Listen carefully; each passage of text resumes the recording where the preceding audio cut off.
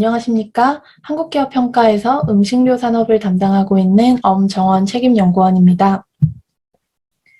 2022년 음식료 산업의 전망은 사업환경 중립, 실적 방향 유지, 등급 전망도 중립적으로 상당히 평탄한 한 해를 보내는 건가라고 생각하실 수 있을 텐데요. 하지만 작년에 이어 올해도 사업 환경이 우호적이었고 또 등급 전망도 긍정적이었던 점을 감안하면 내년 음식료 산업의 분위기는 올해보다 다소 침체될 것으로 예상됩니다. 당연히 그 안에서 경쟁 우위를 확보한 업체와 그렇지 못한 업체는 실적 방향성이 엇갈릴 것으로 보여지고요. 내년을 기점으로 업체별 실적 차별화가 본격적으로 나타날 것이라는 전망을 반영해서 음식료 산업의 2022년 아웃룩 키워드는 K자 양극화의 서막이라고 제시해봤습니다. 아시다시피 코로나 발병 이후에 음식료 산업이 예상 밖의 호황기를 맞이했고 올해까지 코로나 수혜가 지속되었습니다.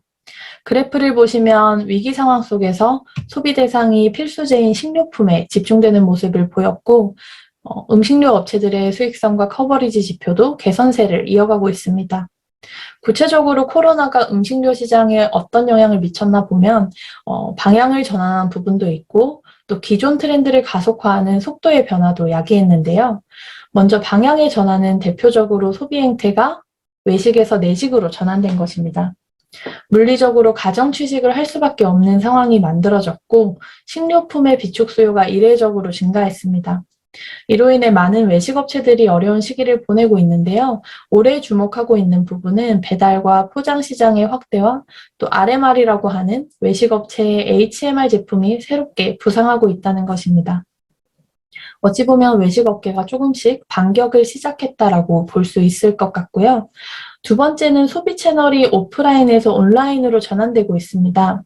기존에는 특히 신선식품이나 유통기한이 짧은 식자재의 경우 오프라인 구매를 선호하는 경향을 보였는데 코로나로 온라인 식료품 구매 경험이 급격히 증가했습니다. 이러다 보니 자연스럽게 소비 패턴의 고착화로 이어지기도 했고 또 온라인 유통업체들이 다양해지면서 이러한 소비 성향을 뒷받침해주고 있습니다. 다음으로 속도의 변화를 살펴보면 코로나 이후에 HMR 시장의 성장세가 두드러졌고요. 또 마케팅 기법이 기존 오프라인 시식 행사 중심에서 소셜미디어나 콜라보레이션 마케팅과 같이 최근 트렌드에 맞는 방식으로 빠르게 확산되고 있습니다. 각각의 요인들을 살펴봤는데요. 소비 행태가 외식에서 극단적인 내식으로 전환된 것을 제외하면 코로나가 완화되더라도 계속 이어져갈 요인들로 보여집니다. 내년 사업 환경 전망입니다. 수요 관점에서는 국내 음식료 시장이 재차 정체기에 진입할 것으로 예상됩니다. 올해 11월에 위드 코로나가 반짝 시행이 됐었다가 또 최근에 방역 지침이 다시 강화되고 있지만 분명한 건 과거 패닉바잉 양상을 보이던 식료품의 비축 구매는 상당 수준 완화되고 있다는 것입니다. 그렇기 때문에 비축 수요가 컸던 건과나 라면 등 품목을 중심으로 소매 판매가 감소할 것으로 전망됩니다. 하지만 HMR이나 건기식, 수제 맥주와 같이 성장성이 유효한 품목은 여전히 수요 증가세가 이어질 것으로 보고 있고요. 그만큼 많은 음식료 업체들이 이 시장에 뛰어들고 있기 때문에 경쟁이 한층 치열해질 것으로 예상됩니다. 특히 최근 유통업체들을 보면은 쿠팡은 곰곰이라는 브랜드로 또 이마트는 피코크라는 PB 브랜드를 통해서 HMR 시장에 적극적으로 뛰어들고 있는 상황입니다. 대형 유통사들이 가지고 있는 유통망과 브랜드력을 감안하면 기존 음식료 업체들에게 위협 요인으로 작용할 것이기 때문에 경쟁 환경에 대한 모니터링이 필요합니다. 음식료 업체들의 실적은 수익성 하방 압력이 조금 커질 것으로 보고 있습니다. 일단 식료품의 내수 판매 둔화, 곡물 가격 상승, 마케팅 부담 확대 이런 부담들이 내재하고 있는데요. 하지만 대부분 음식료 시장 안에서 과점화가 형성이 되어 있고 업체들이 판가 인상과 자체적인 비용 절감 노력을 통해서 수익성 하락폭을 제어할 전망입니다.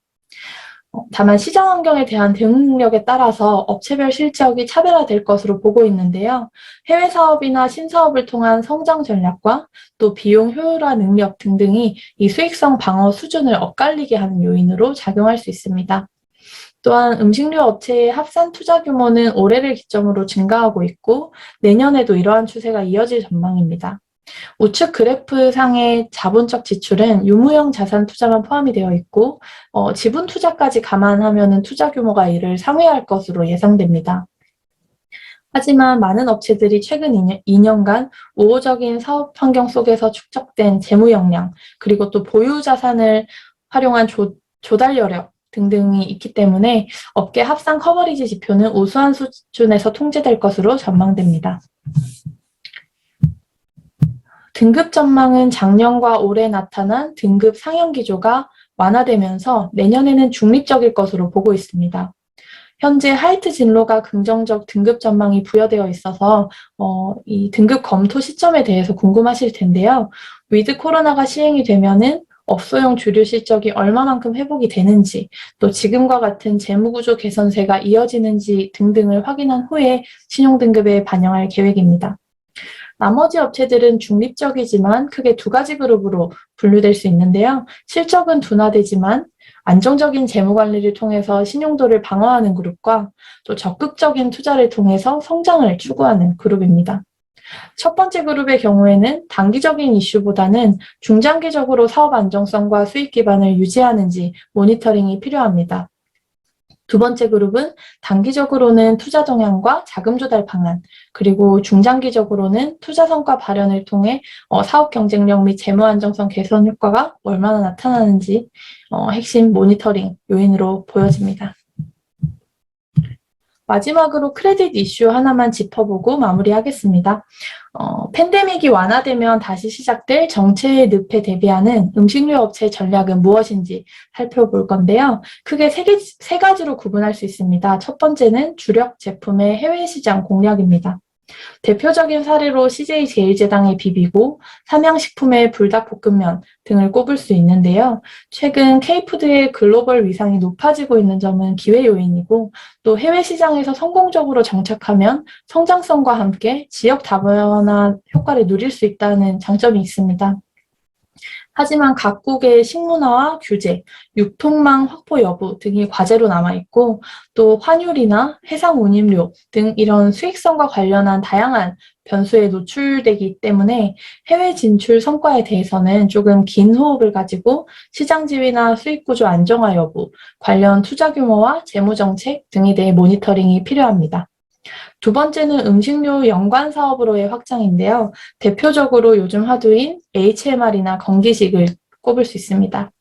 기존 사업에서 축적된 노하우와 제조 설비를 공유할 수 있다는 게 가장 큰 장점인데 앞서 말씀드린 것처럼 해당 시장의 경쟁 강도가 높아지고 있기 때문에 얼마만큼 경쟁 우위를 확보하는지가 관건으로 보입니다. 마지막은 비주력 다각화인데요. 최근 음식료 업체들이 제약이나 바이오 사업에 뛰어드는 사례가 많아지고 있습니다. 대부분 소규모 지분 투자를 통해 이루어지고 있는데 이 업종 자체가 신생산업이기 때문에 단기적으로 유의미한 성과를 기대하기는 어렵고요. 하지만 중장기적으로는 음식료 사업에서 기대하기 힘든 기울기의 성장성, 또 포트폴리오 다각화 효과, 이런 긍정적인 요인들이 나타날 수 있습니다. 이에 대해서 업체들이 얼만큼 리소스를 투입하는지, 그리고 또 리소스 대비 얼마만큼의 기대 효과를 누릴 수 있는지가 중점적인 모니터링 대상입니다. 이상으로 음식료 산업의 발표를 마치도록 하겠습니다. 감사합니다.